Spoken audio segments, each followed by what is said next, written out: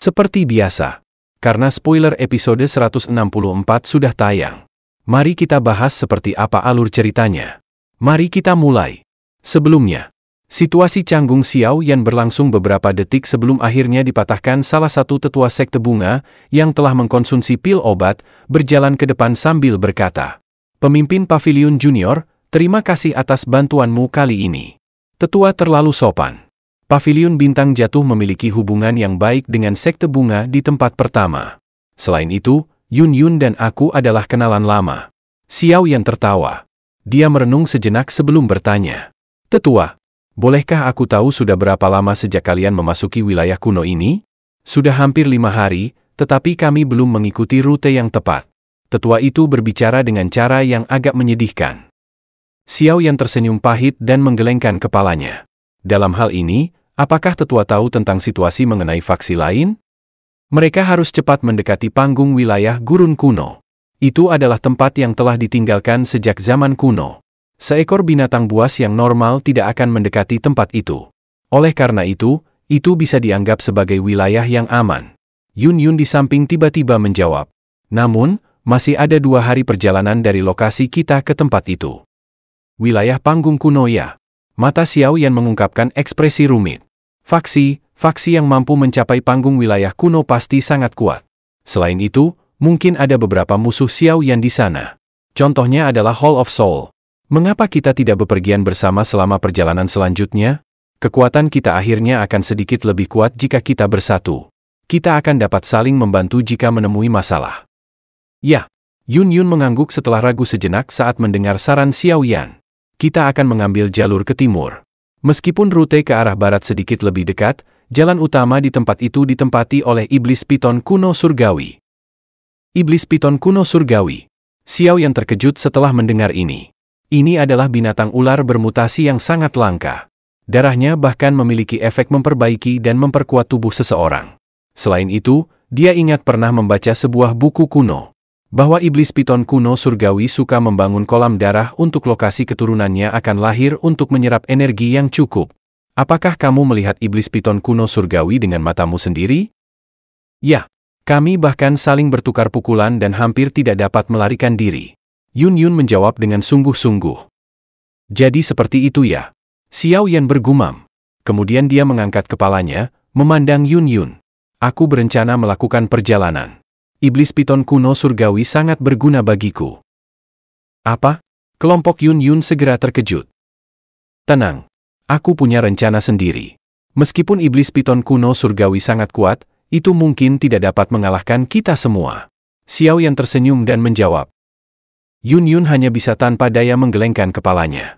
Karena kamu bersikeras, mari kita bepergian bersama. Dalam hal ini, aku akan merepotkanmu. Tenang, aku tidak akan membiarkan kecelakaan menimpa kelompokmu. Xiao Yan menghela napas lega dan tertawa. Semuanya harus beristirahat dulu. Kita akan berangkat setengah jam lagi. Xiao Yan melambaikan tangannya dan memberitahu. Setengah jam istirahat dengan cepat berlalu. Xiao Yan membuka matanya dan melihat wajah anggota sekte bunga jauh lebih baik. Baru kemudian dia mengangguk dan berdiri. Dia baru saja akan berbicara. Namun dia tiba-tiba merasakan sesuatu. Matanya melihat ke langit di belakangnya. Semuanya, sembunyikan aura kalian. Seseorang akan datang.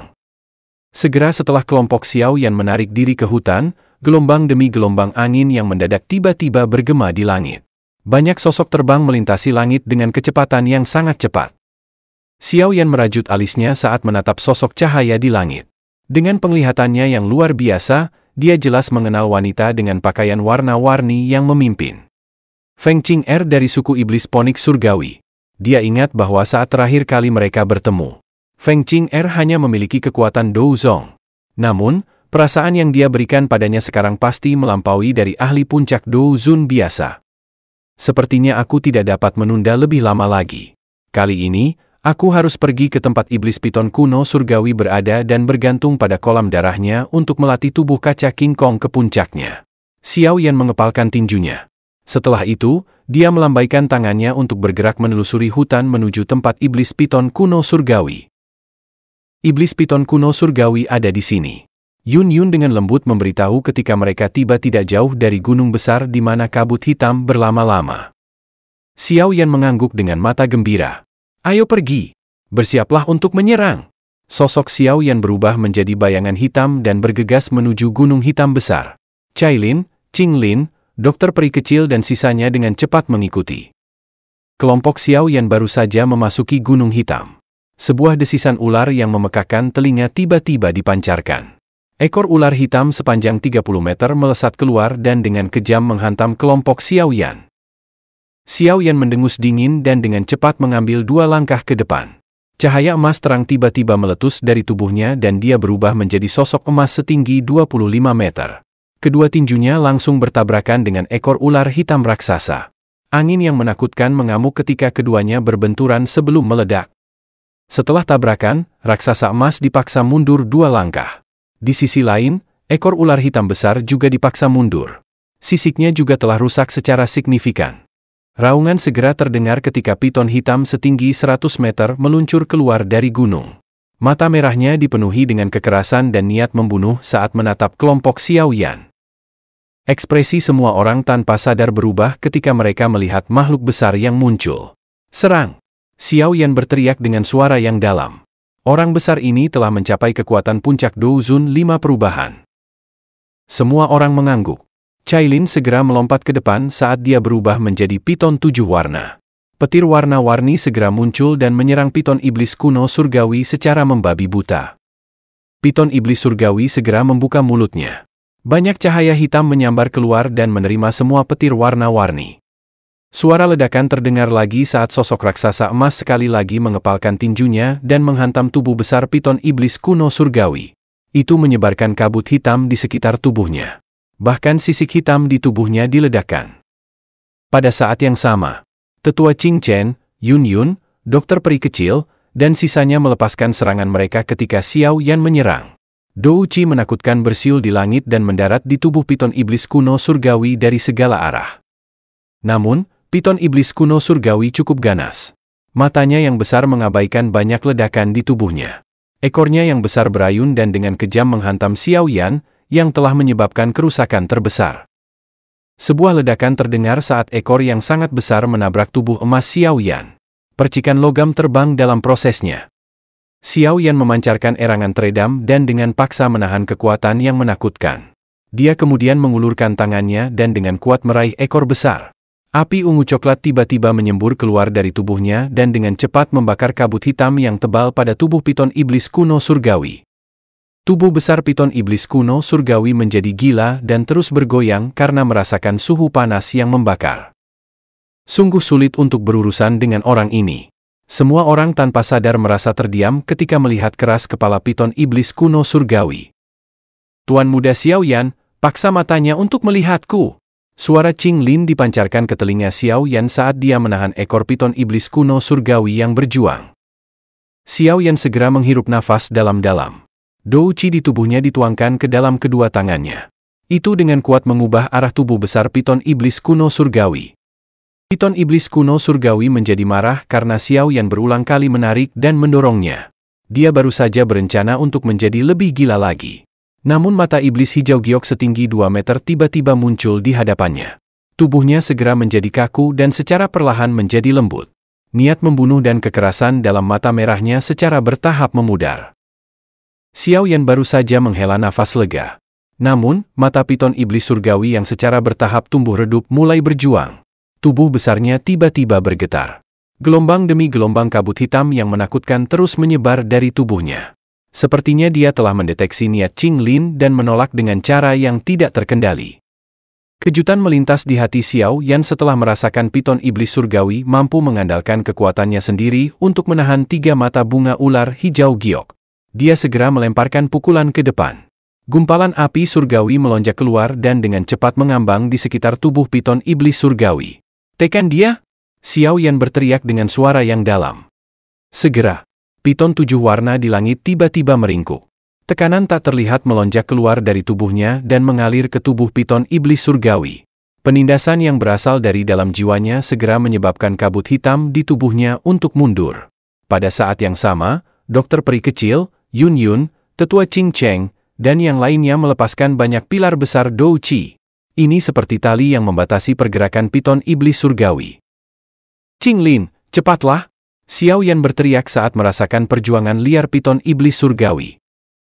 Qinglin sedikit mengangguk. Kedua tangannya menyebar dan membentuk banyak segel misterius. Segera, ruang di belakangnya menjadi terdistorsi. Tekanan zaman kuno segera melanda piton iblis surgawi saat sosok ilusi ular berkepala 9 muncul. 3 mata ular bunga hijau giok. Mata iblis terbuka.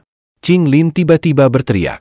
Segera, ruang di depannya retak saat sebuah mata iblis perlahan-lahan terbuka.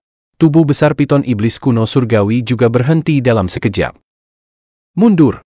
Mata Xiao yang terfokus pada mata iblis. Dia dengan cepat melepaskan piton iblis kuno surgawi dan dengan cepat mundur. Pada saat yang sama dia juga meneriakkan peringatan untuk semua orang. Yang lain juga buru-buru berserakan dan tidak berani mendekat. Sementara itu, mata iblis perlahan berputar ketika sinar cahaya hijau seukuran jempol tiba-tiba meletus dan menembak ke arah kepala piton iblis kuno surgawi. Segera, kekerasan yang tersisa di mata besarnya dengan cepat menghilang. Qinglin perlahan menutup matanya saat mata bunga terbentuk. Sosok ilusi ular surgawi berkepala 9 di belakangnya juga perlahan menghilang. Di langit, piton 7 warna sekali lagi berubah menjadi sosok yang mempesona. Dia menggunakan tatapan terkejut saat melirik Qinglin. Piton surgawi kuno berkepala 9 yang dipanggil Qinglin bahkan membuatnya merasa takut. Apakah kamu sudah mengendalikannya? Tubuh Xiao Yan dengan cepat berubah kembali ke bentuk aslinya saat dia muncul di samping Qinglin. Ya, untungnya, kita telah menghabiskan cukup banyak kekuatan piton iblis kuno surgawi. Selain itu, ada tekanan jiwa dari kakak Cailin. Kalau tidak, aku tidak akan bisa menaklukkan orang ini. Qinglin tertawa. Itu bagus. Cepatlah. Ayo pergi dan temukan kolam darah iblis surgawi. Xiao Yan menghela napas lega. Setelah itu, dia menoleh ke arah gunung besar yang diselimuti kabut hitam. Tubuhnya bergerak dan bergegas menuju gunung. Setelah itu, Cailin, dokter peri kecil, dan yang lainnya segera menyusul. Apakah ini kolam darah iblis surgawi?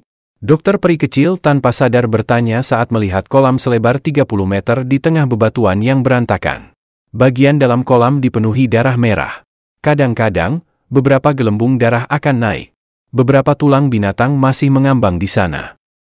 Ya, seharusnya begitu. Xiao Yan sedikit mengangguk. Aku mungkin akan menunda selama 2 hingga 3 hari di tempat ini. Qinglin, kamu harus memanggil piton iblis kuno surgawi untuk terus menjaga gunung ini. Dimengerti. Qinglin mengangguk setelah mendengar perintah Xiao Yan. Apakah akan ada bahaya? Cailin melirik darah merah sambil mengerutkan kening. Kamu bisa tenang. Meskipun energi di dalamnya keras, itu tidak pada tingkat yang tidak dapat kutanggung. Xiao Yan menggelengkan kepalanya saat dia menjawab. Karena ini masalahnya, kamu harus berhati-hati. Kirim sinyal jika ada perubahan yang tidak terduga. Cailin tidak dapat mengatakan apa-apa lagi ketika dia melihat desakan Xiao Yan. Dia mengeluarkan instruksi sebelum memimpin semua orang untuk perlahan mundur. Xiao Yan tersenyum ketika dia melihat semua orang secara bertahap mundur. Baru kemudian dia membalikkan tubuhnya. Kemudian dia melompat ke kolam darah tanpa ragu-ragu. Setelah Xiao Yan memasuki kolam darah iblis surgawi, rasa sakit yang luar biasa adalah satu-satunya yang dia rasakan. Tangannya kemudian membentuk segel. Api surgawi segera meletus dari tubuhnya dan berubah menjadi penghalang api yang menutupi dirinya. Energi liar dan keras segera memancarkan suara mendesis saat api surgawi muncul, sebelum akhirnya secara bertahap menjadi energi murni luar biasa yang meresap ke dalam tubuh Xiao Yan. Sukacita tanpa sadar naik di dalam hati Xiao Yan ketika dia merasakan sedikit perubahan di tubuhnya. Dengan mengandalkan energi dari kolam darah ini, dia akan dapat melatih tubuh kaca King Kong ke puncaknya. Selain itu, dia akan mampu menerobos Douzun bintang 9. 2 hari berlalu dalam sekejap mata. Air di kolam darah sudah berkurang setengahnya. Pada hari ketiga, air di dalam kolam darah telah benar-benar habis karena telah diserap oleh tubuh Xiao Yan. Bahkan, itu mengungkapkan sejumlah tulang putih lebat yang tak terhitung jumlahnya. Sebuah ledakan terdengar saat fluktuasi tak terlihat meletus dari tubuh Xiao Yan dan menghancurkan tulang-tulang di kolam darah menjadi debu. Pada saat yang sama, aura Xiao Yan tiba-tiba melonjak seperti gunung berapi yang meletus. Dan mata Xiao Yan yang tertutup rapat tiba-tiba terbuka. Tubuh kaca King Kong. Setelah teriakan ini dipancarkan dari tenggorokan Xiao Yan, Cahaya keemasan mulai memancar dari tubuhnya dan mulai membengkak sebelum akhirnya berhenti pada 30 meter. Hentakan keras menyebabkan tanah tenggelam lebih dari 10 meter. Tubuhnya menyerbu ke arah puncak gunung sebelum mulutnya memancarkan suara keras ke langit. Sementara itu, kelompok Cailin yang telah merasakan sesuatu. Mereka dengan cepat bergegas ke udara dan melihat sosok raksasa emas di puncak gunung. Auranya telah melambung tinggi. Apakah dia berhasil menerobos Douzun Bintang 9? Cailin dengan lembut bergumam. Kelompok Cailin baru saja mengamati sosok raksasa emas sebelum akhirnya menyusut dan memulihkan ke bentuk aslinya.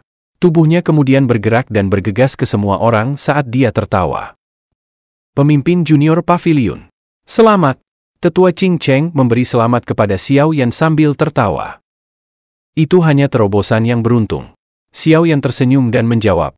Berdasarkan perkiraannya, jika dia benar-benar melepaskan tubuh kaca King Kong dan Tato Clan pada saat bersamaan, kekuatannya akan sebanding dengan Douzun Bintang 9 Puncak 5 Perubahan.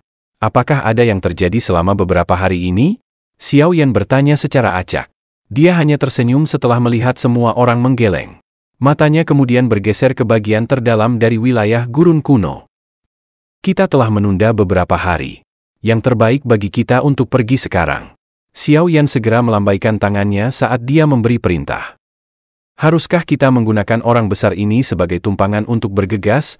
Kekuatannya dapat dianggap sebagai salah satu yang terkuat di wilayah gurun kuno ini. Itu akan menyelamatkan kita beberapa masalah. Qing Lin tertawa sambil menunjuk ke arah piton iblis kuno surgawi yang melayang di udara. Tentu saja itu yang terbaik. Xiao Yan segera tersenyum dan mengangguk. Tubuhnya yang pertama bergerak dan mendarat ke tubuh besar piton iblis kuno surgawi. Cailin, Dokter Peri Kecil, dan Yun Yun segera mengikuti di belakangnya.